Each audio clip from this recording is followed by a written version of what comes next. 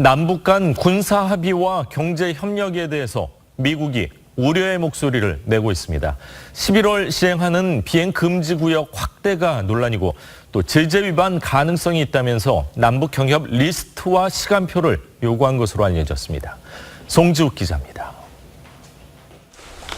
지난달 평양 정상회담에서 남북은 군사 합의서를 체결했습니다.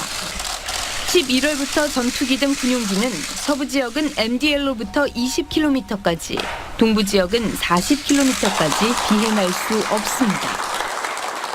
미 의회 소식을 다루는 더 힐은 미국 정부가 비행금지 구역 설정에 반대했다고 보도했습니다. 미국은 전방에서 공습훈련을 할 수 없게 됐다며 우리 측에 항의한 것으로 알려졌습니다. 한미 공군은 북한 탱크와 장갑차를 파괴하는 훈련을 해왔는데 훈련구역은 군사분계선 27km에서 54km 사이입니다. 우리 공군은 훈련구역을 더 남쪽으로 바꾸자고 제안했지만 주한미군은 합의해주지 않고 있습니다. 트럼프 행정부는 남북의 경제협력 사업 목록과 시간표도 요청한 것으로 알려졌습니다. 미국 당국자는 조선일보에 한국 정부가 제재 위반 가능성이 없다는 것을 보증해달라 요청했다고 덧붙였습니다. 남북이 경제협력을 추진하는 과정에서 유엔과 미국의 제재를 위반할 가능성을 우려하는 겁니다. TV조선 송지욱입니다. 다음 뉴스입니다. 북한이 유엔 회의 석상에서 유엔군 사령부를 괴물이라고 지칭하며 빠른 시일 안에 없어져야 한다고 주장했습니다. 지난달 중국과 러시아도 유엔사의 존재 의문을 제기한 적이 있었는데 종전선언을 빌미로 북중로의 유엔사 흔들기가 본격화하는 모양새입니다. 이채연 기자가 취재했습니다. 법률 문제를 다루는 유엔 총회 6위원회. 김인철 북한 서기관이 유엔군 사령부를 괴물에 비유하며 해체해야 한다고 주장했습니다. The UN command in South Korea is a monster-like organization as it misuses the UN by its name as opposed to the purposes set out in the UN Charter. The UN command in South Korea should be dismantled. 남북 철도 연결 사업에 유엔사가 제동을 걸자 북한이 유엔사 비판에 나선 것으로 보입니다. 북한은 유엔사 지휘권이 미국에 있어 유엔사는 유엔의 예산을 할당받지 않는다고 말했습니다. 종전선언이 이루어지면 유엔사 해체는 물론 주한미군 철수까지 요구할 수 있는 논리입니다. 우리 정부는 사흘 후 반박 발언을 했습니다. 하지만 적극적으로 유엔사 존속을 주장하는 대신 유엔사 지위를 논의하는 자리가 아니라는 논리를 폈습니다. This meeting is not the appropriate forum to discuss the status of the United Nations Command. The position of the Republic of Korea on the status of the UN Command has been continually made clear. 앞서 중국과 러시아도 남북관계 개선을 이유로 유엔사 해체를 주장했습니다.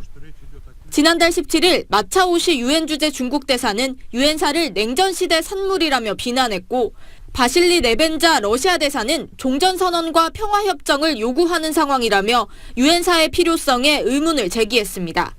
TV조선 이채연입니다. 프란치스코 교황이 사실상 초청을 수락해 방북이 현실화되고 있습니다. 다만 일정 조율 같은 실무 문제 외에도 교황청 내부의 반대 목소리도 극복해야 하는 등 문제가 여전합니다. 계속해서 김동현 기자입니다. 녹색 올리브 나무까지 아래로 문재인 대통령에게 증정한다는 문구가 새겨져 있습니다. 문 대통령을 만난 프란치스코 교황은 로마의 예술가가 평화의 염원을 담았다고 설명했습니다. 프란치스코 교황은 북한의 공식 초청장을 거론했는데 교황청 내부 반대 의견을 어떻게 설득할지 주목됩니다. 교황이 사제가 없는 국가를 방문한 사례가 없고 공식 신자가 확인되지 않은 나라에서 북한의 정치 이벤트에 이용당했다는 비판이 우려되기 때문입니다. 교황이 만일 방북에 나서면 상징적으로 평양교구를 맡고 있는 우리 카톨릭의 역할도 주목됩니다. 이런 가운데 태영호 전 공사는 북한 리종혁 조국통일연구원장이 나설 수 있다고 전망했습니다. 리종혁은 1980년대부터 김일성에게 종교정책을 바꿔 외교 고립을 벗어나자는 의견을 건의한 인물입니다. 태 공사는 리 원장이 현재 제네바에 있는 것도 교황청 물밑 교섭을 염두에 둔 것이라고 분석했습니다. 북한은 과거에도 교황 방북을 시도했지만 무산된 바 있습니다. TV조선 김동현입니다. 프란치스코 교황은 공식 초청장이 온다면 북한에 갈 수 있다고 밝혔습니다. 문재인 대통령이 김정은 위원장의 초청 의사를 전달하자 내놓은 답변인데요. 오늘 새벽 벨기에 도착한 문 대통령은 아셈 정상회의에 참석하고 영국, 독일과 정상회담을 갖습니다. 멀리 브뤼셀에서 신정훈 기자가 보도합니다.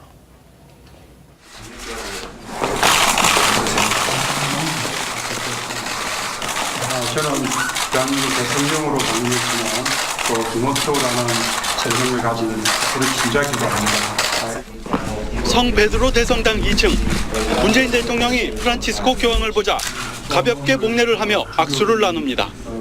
문 대통령은 교황을 북한에 초청하고 싶다는 북한 김정은 위원장의 뜻을 전했습니다. 교황은 공식 초청장을 보내면 무조건 응답하겠다며 갈 수 있다고 말했습니다. 교황은 또 한반도 평화를 추진하는 한국 정부의 노력을 지지한다면서 두려워 말고 나아가라고 했습니다. 문 대통령은 교황께서 평창 동계올림픽과 정상회담 때 남북 평화를 축원해 주신 데 대해 김 위원장이 감사 인사를 했다고 했고 교황은 오히려 내가 감사하다고 답했습니다. 문 대통령은 오늘 새벽 세 번째 방문국인 벨기에에 도착해 아시아 유럽 정상회의에 참석합니다. 문 대통령은 오늘 유엔 안보리 상임이사국인 영국과의 정상회담에서 대북 제재 완화 협조를 당부할 것으로 보입니다. 브뤼셀에서 TV조선 신정훈입니다. 오늘 경기도에 대해서 국정감사가 열렸는데 예상했던 대로 이재명 지사의 개인사를 놓고 여야 간에 공방이 벌어졌습니다. 도정 현안보다는 여배우 스캔들과 조폭 연루설 등에 대한 질의가 이어지면서 국정감사 본연의 취지는 찾아보기 어려웠습니다. 장영욱 기자가 취재했습니다. 경기도 국정감사는 시작부터 1시간 가까이 의사진행 발언만 했습니다. 어제 서울시 국감을 놓고 여야가 책임 공방을 벌였습니다. 제1야당의 원내대표란 분이 오셔가지고 난동을 부리신 거예요. 난동이에요. 그게 무슨 난동이에요? 조원진 의원은 이재명 지사의 친형 강제 입원 관련 녹취 파일을 공개하겠다고 주장했습니다. 여야는 또 충돌했습니다. 1,300만 경기 도민의 그 살림을 책임지고 있는 우리 그 경기도에 대한 국정감사입니다. 저는 여기에서 벗어나지 않았으면 좋겠다는. 저는 틀 거예요. 저는 트는데 그 부분에 대해서 의원이 어떤 질의를 하든 그 부분에 대해서는 막으면 안 되는 겁니다. 뒤늦게 국감이 시작됐지만 여배우 스캔들과 조폭 연루설, 당내 탈당 압력 등 정치적 질문이 잇따랐습니다. 이 중에는 차기 여권 대선 주자에 대한 탄압이 시작됐다.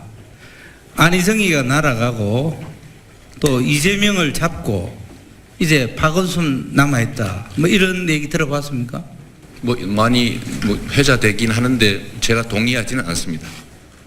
그리고 지난 경선 때는 자진 탈당 그 요구 압력까지 받으셨죠.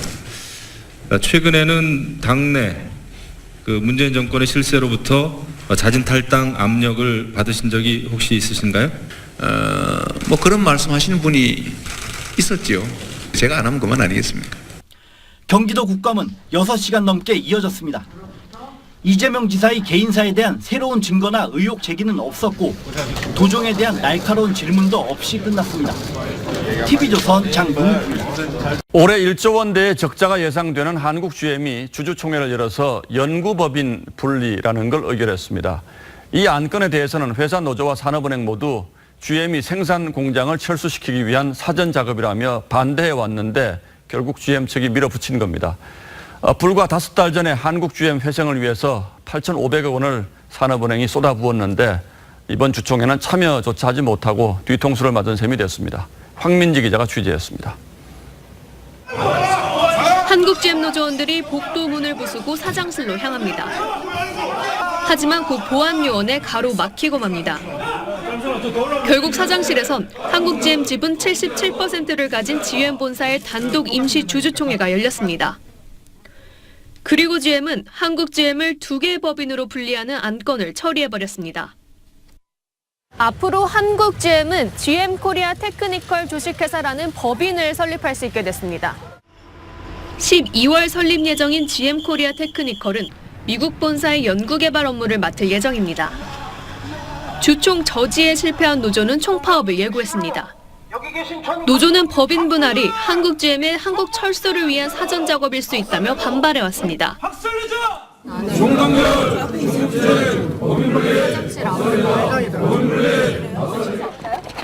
산업은행도 뒤통수를 맞았습니다.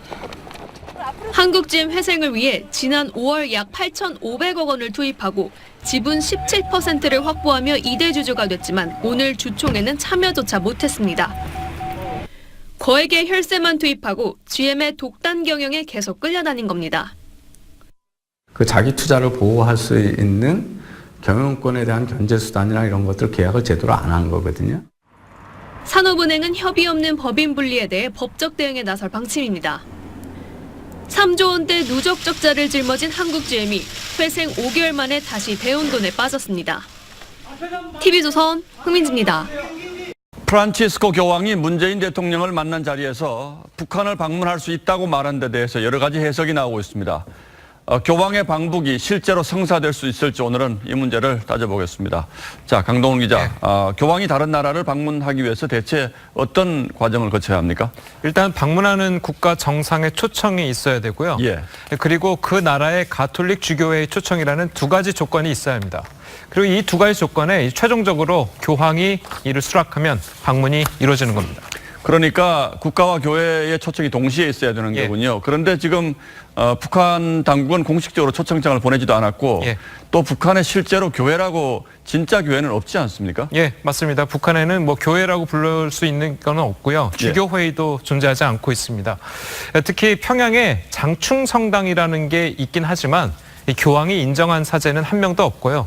가톨릭 신자 역시 매우 적은 것으로 알려졌습니다.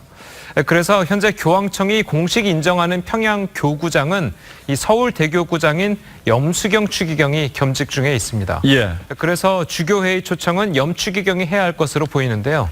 자, 우리나라 천주교회 관계자는 이 만약 한국 주교회의 도움이 필요하다면 해당 역할을 해야 할 것. 이렇게 이야기했습니다. 자, 그런데 북한이 예전에도 교황을 초청하려고 한 적이 있긴 있었죠? 예, 맞습니다. 두 차례 있었습니다. 지난 1991년에는 김일성 주석이 그리고 2000년에는 김정일 위원장이 이 각각 교황 초청 의사를 밝혔지만 북한 내부 사정으로 불발에 그쳤던 것으로 알려졌습니다. 그럼 이번이 세 번째 이제 초청 시도가 될 텐데 만약에 성사가 된다면 그 시기는 언제쯤 될 걸로 보입니까? 가장 빠르게 생각해도 이제 내년 5월이 될 것으로 보입니다. 이 시기는요, 이 일본 나루히토 왕세자가 즉위하는 때와 겹치는데요. 통상 교황의 해외 방문 시에는 이 지리적으로 가까운 두세 개국 나라를 모아서 순방한다는 점을 감안한다면 이때 북한까지 찾아갈 수 있다는 분석이 나오고 있습니다. 그렇군요. 예. 보통 교황의 해외 순방 일정은 적어도 6개월에서 1년 전에 결정되는 관례에 따라서 북한은 올해 말 늦어도 내년 초까지는 공식 초청장을 보내고 필요에 따라서는 특사를 보내서 방북 일정을 조율해야 합니다.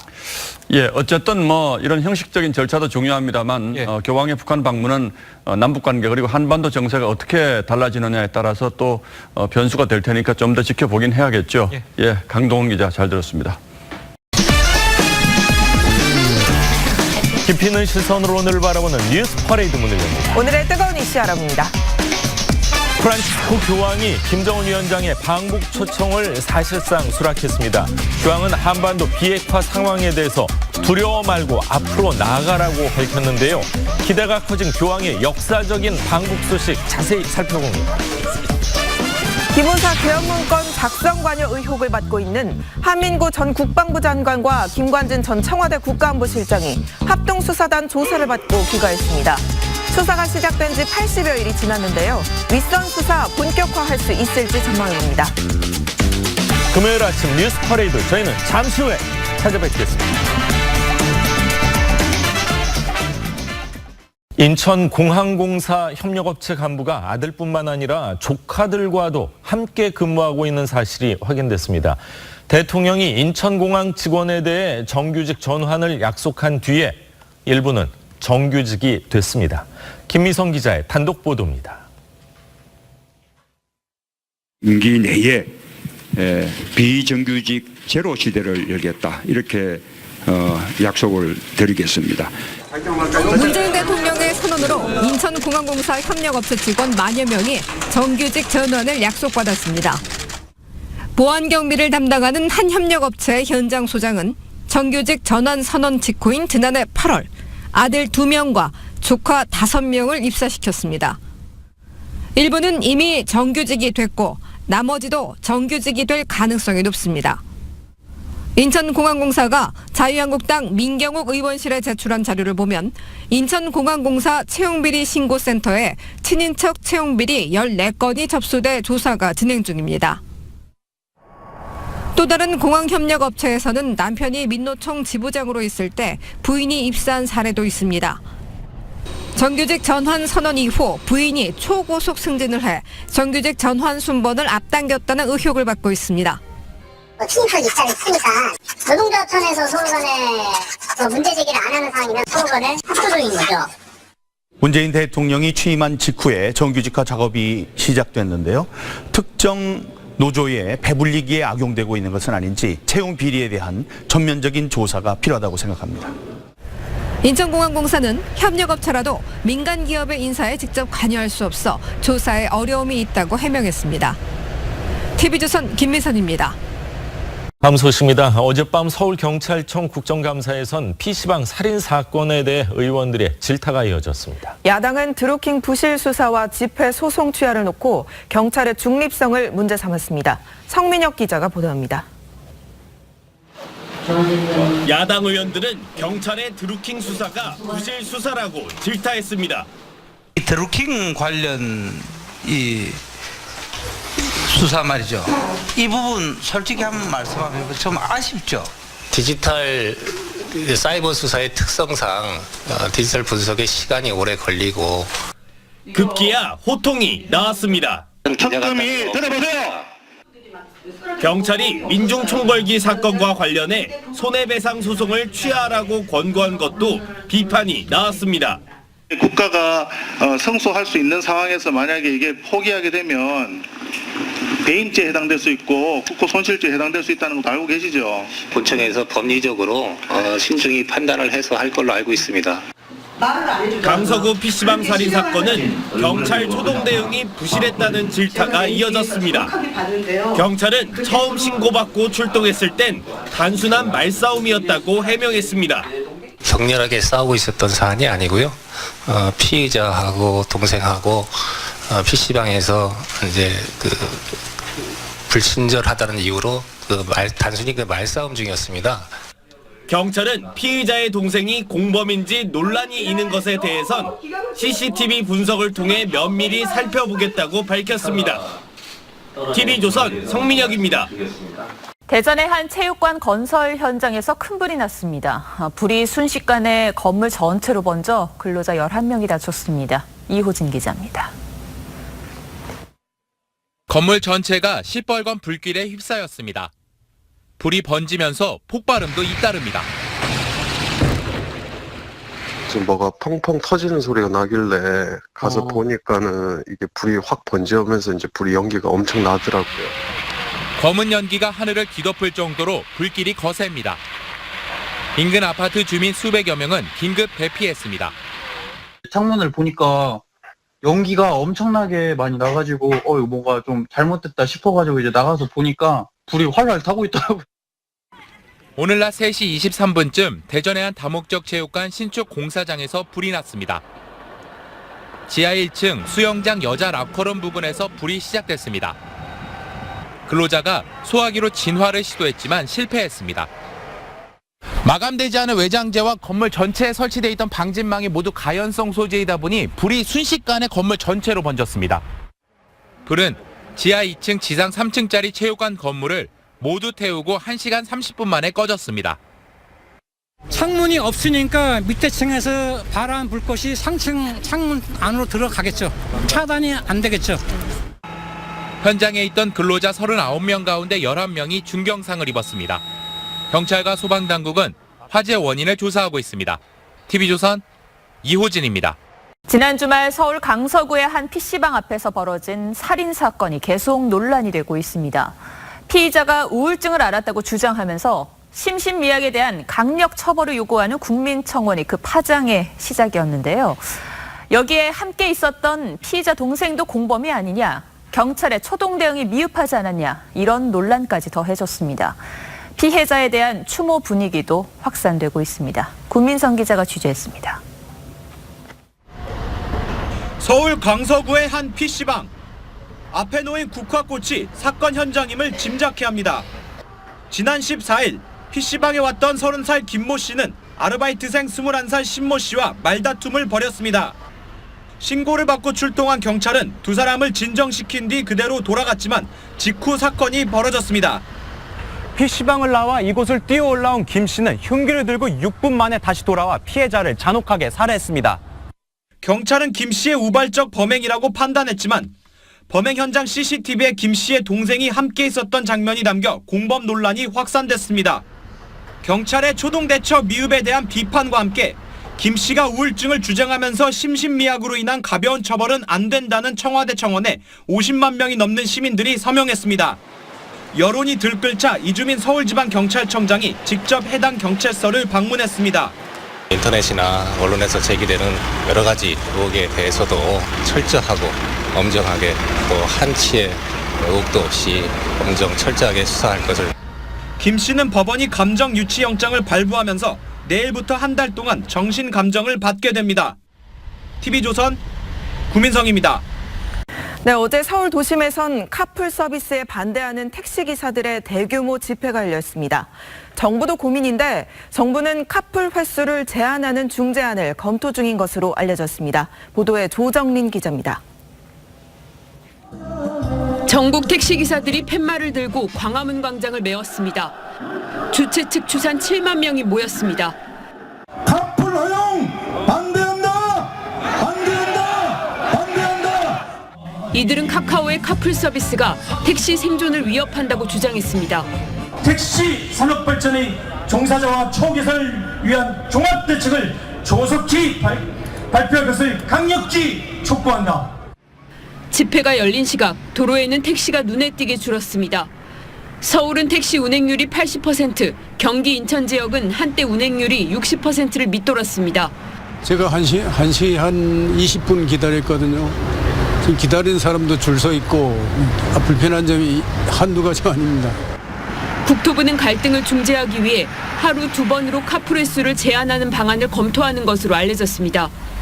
또 직업이 있는 사람만 카풀 운전을 허용해 카풀을 핑계로 전업기사로 활동하는 것도 차단할 방침입니다. 그러나 택시와 업계 모두 이를 반대하는 입장이라 카풀 서비스 갈등은 당분간 이어질 전망입니다. TV조선 조정린입니다. 대낮에 택배기사가 동료를 폭행하는 영상이 온라인상에 퍼져 공분을 사는 일이 있었습니다. 알고 보니 두 사람은 형제였고 동생이 지적장애가 있는 친형을 데리고 다니다가 감정이 쌓여서 이런 행동을 저질렀습니다. 김주영 기자가 취재했습니다.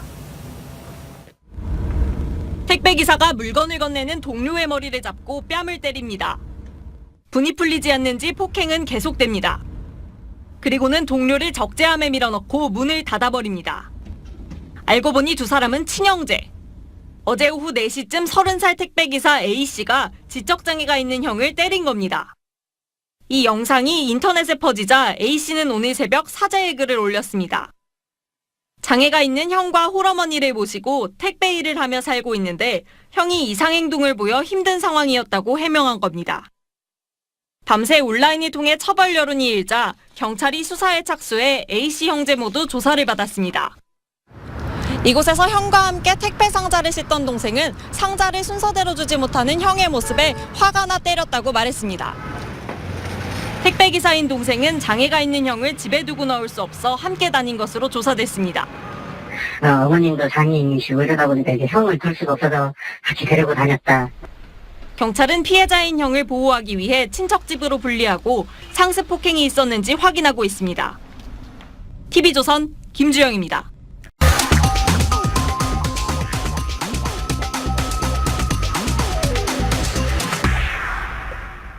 (4년) 전 프란치스코 교황의 방한을 앞두고 우리 정부가 방탄차를 써달라고 했습니다. 그런데 교황청의 답변이 의외였습니다.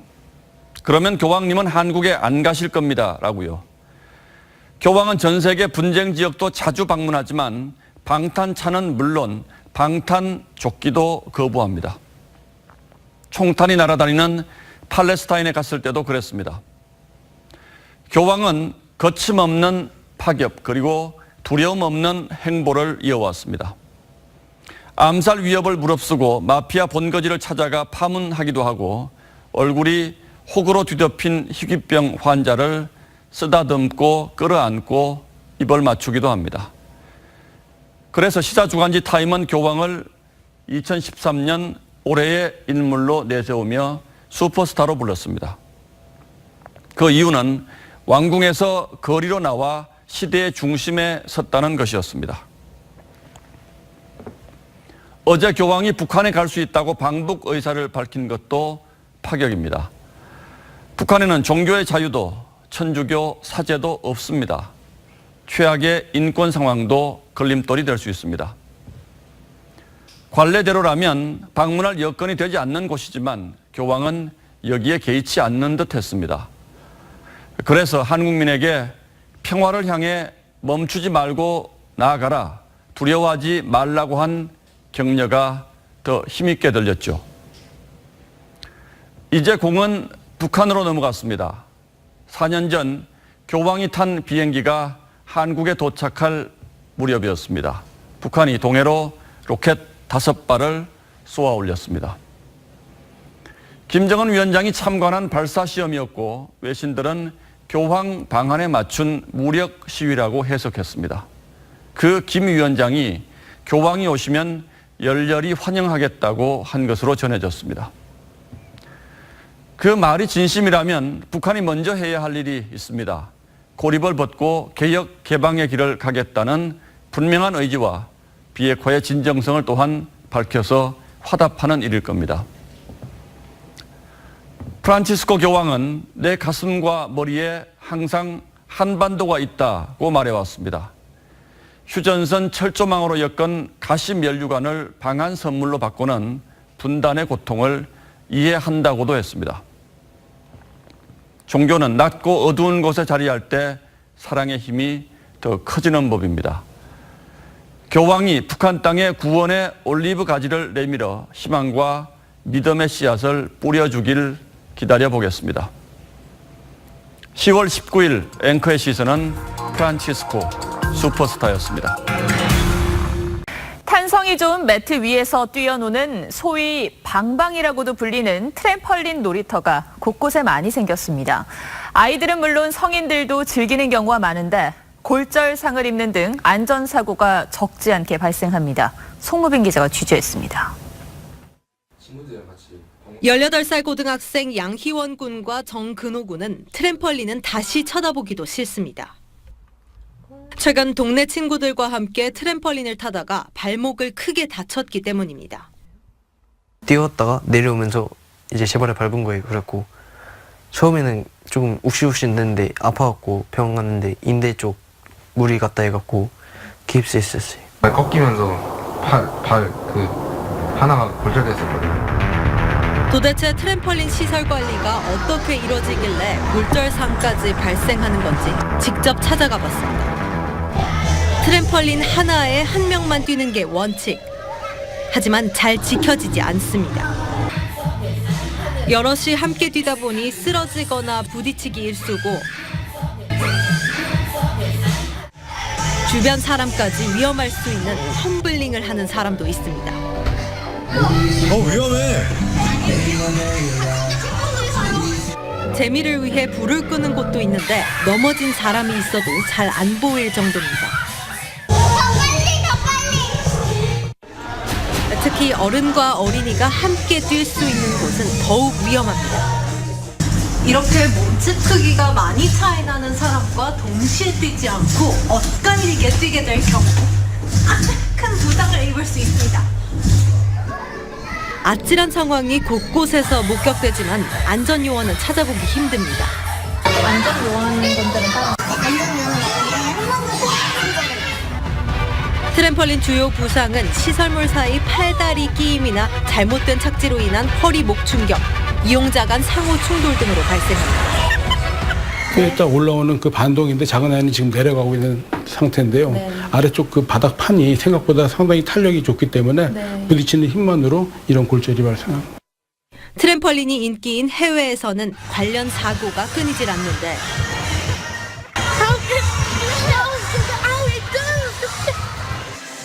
사망 사고까지 발생합니다. 우리나라도 상황은 마찬가지. 트램펄린 사고로 응급실을 찾는 사람만 매년 약 500명. 하루에 한두 명꼴이고 대부분이 6세 미만입니다. 부상의 76%는 트램펄린 시설에서 발생했습니다. 미끄러지니까 다른 애들이랑 부딪혀가지고 하지만 대부분 트램펄린 시설은 사고가 나도 책임지지 않는다고 명시해놨습니다. 사업자들이 충분한 안전 조치를 취하지 않아서 생기는 부분을 이용자의 탓으로 돌리거나 하는 면피용으로 사용되는 부분에 있어서는 그 효력이 없다고 할 수 있겠습니다. 결국 사고가 나면 법적 분쟁이 발생할 가능성이 커 이용자가 조심할 수밖에 없다는 건데 가급적이면 6살 이전에는 그 트램펄린 파크를 이용하지 않았으면 좋겠다는 게 공고 상황입니다. 점점 늘어나는 트램펄린 공원. 안전 대책이 시급해 보입니다. 소비자 탐사대였습니다. 교통사고를 처리하던 30대 경찰관이 과속으로 달려오는 차량에 치여 숨졌습니다.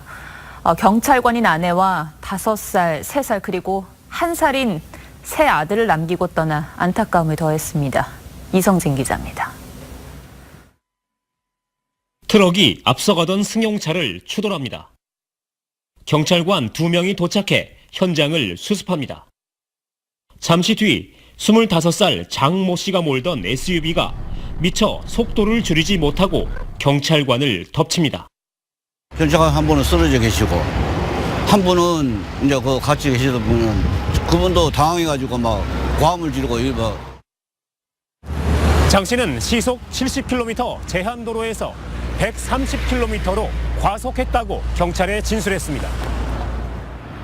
이 사고로 34살 이상무 경사가 숨졌습니다.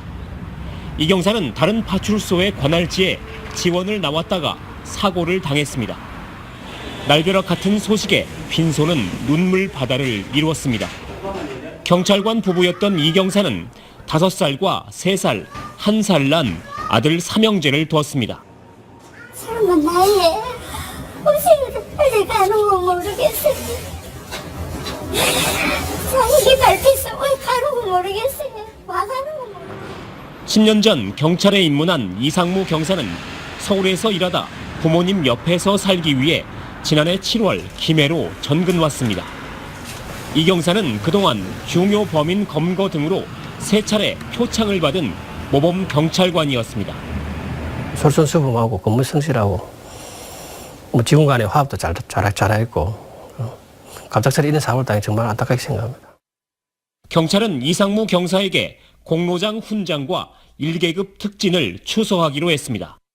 TV조선 이성진입니다. 10대 밴드그룹의 멤버들이 소속사 프로듀서로부터 상습적으로 폭행을 당했다고 폭로했습니다. 또 소속사 김창원 회장은 폭행 사실을 알고도 방조했다고 주장했습니다. 김 회장 측은 부인했습니다. 박소영 기자입니다.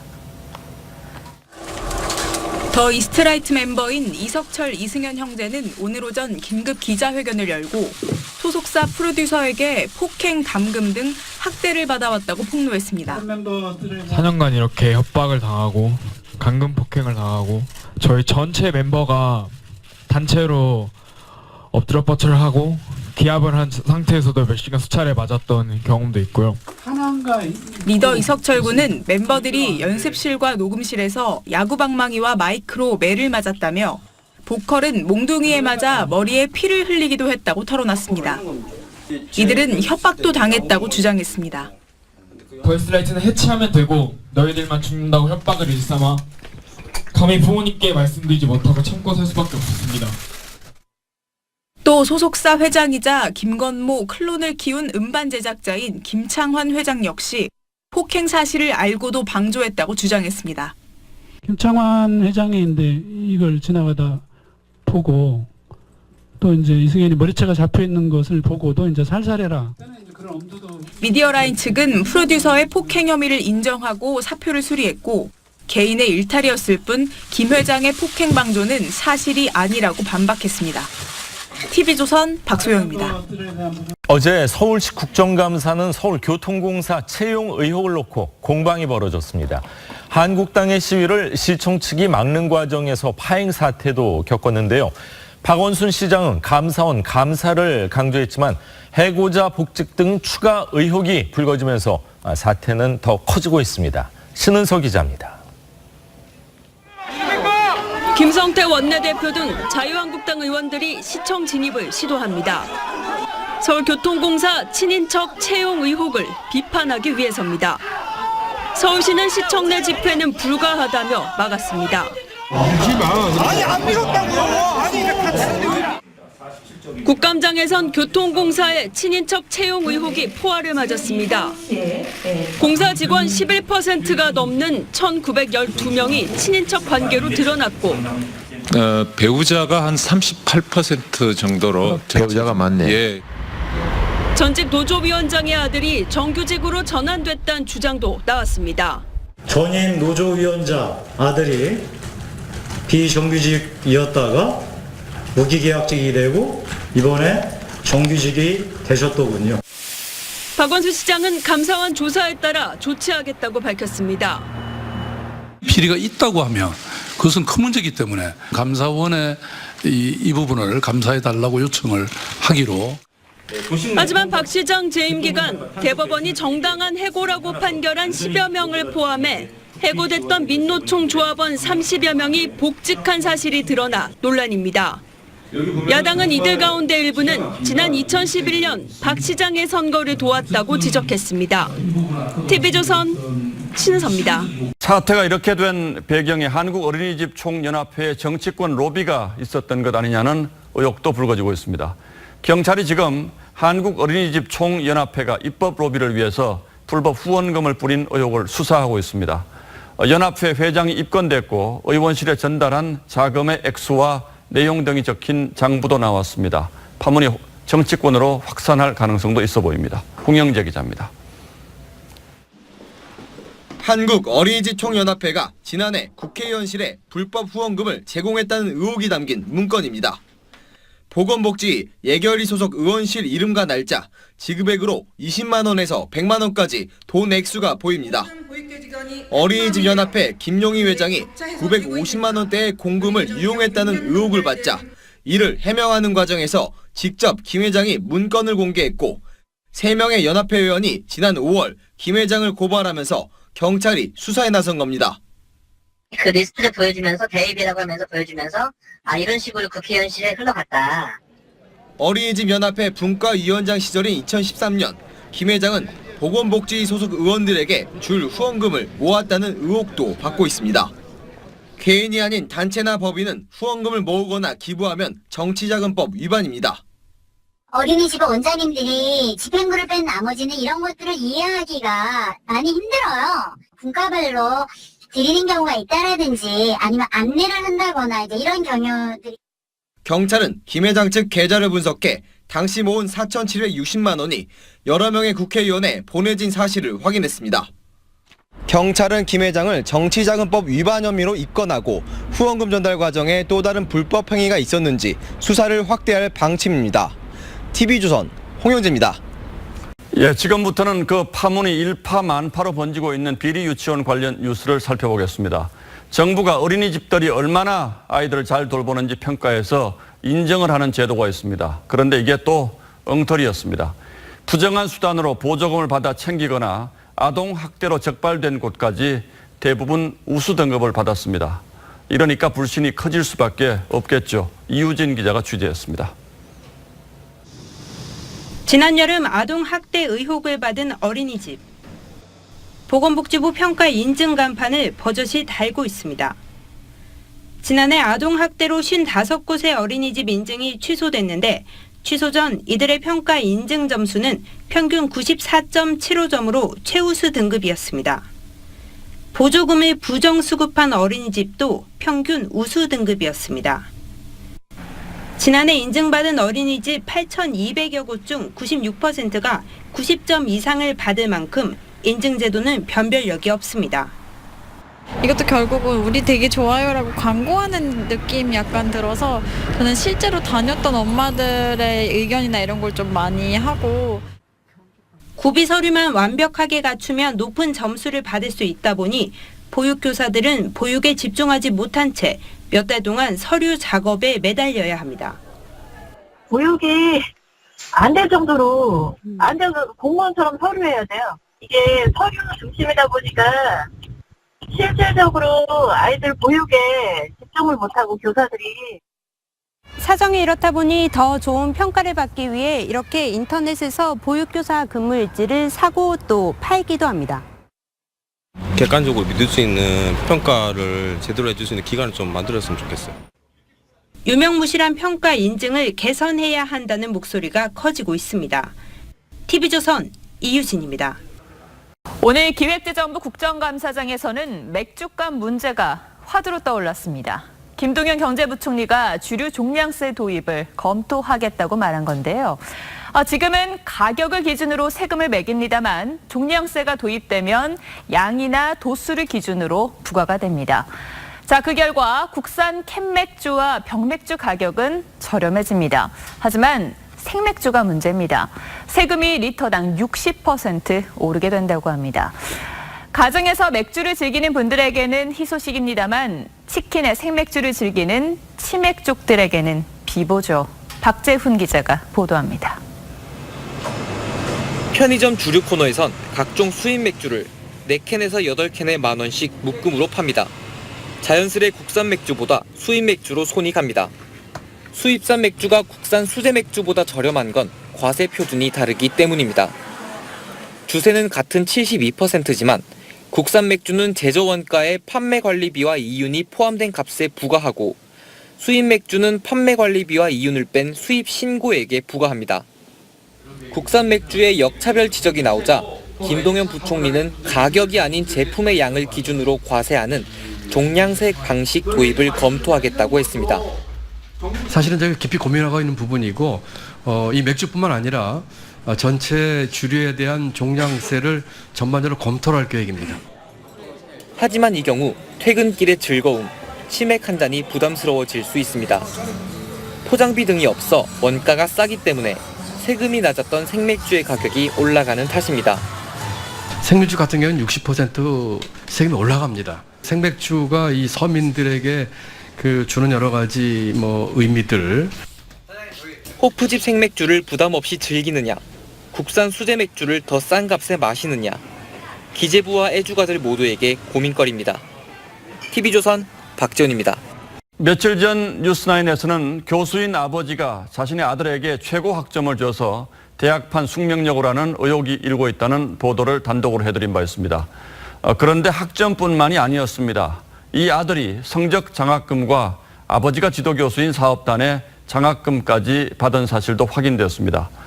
심지어 아버지 교수가 아들의 재수강을 위해서 일부러 특정 수업을 개설했다는 의혹도 나왔습니다. 이유경 기자의 단독 보도입니다. 지난 2014년 서울과학기술대에 편입해 아버지 A 교수의 수업을 수강한 아들 B 씨는 2015년 1학기에도 2과목을 듣고 모두 최고 학점인 A+를 받았습니다. 자유한국당 김연아 의원실에 따르면 이때 평균 평점은 4.5 만점에 4.14, 성적 우수 장학금을 받아 등록금 270여만 원을 전액 면제받은 것으로 확인됐습니다. B 씨가 2차례 받은 사업단 장학금도 의심스럽습니다.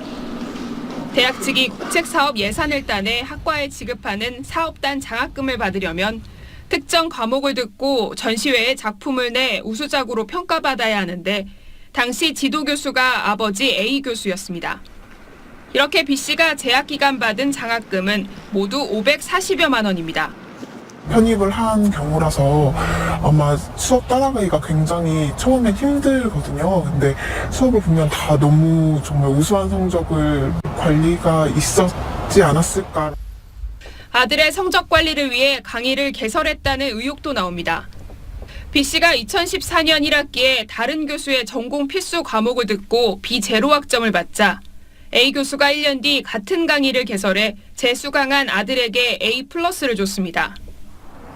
확인 결과 A 교수는 2012년부터 현재까지 이때를 제외하고 해당 수업을 맡은 적이 없습니다. 그 수업 자체가 원래 교수님 세부 전공이 아닌데 그 해만 개설한 걸로. 지난 5일부터 특별감사에 들어간 대학 측은 자체 조사에 한계가 있을 경우 수사를 의뢰하는 방안도 검토하고 있습니다. TV조선 이유경입니다.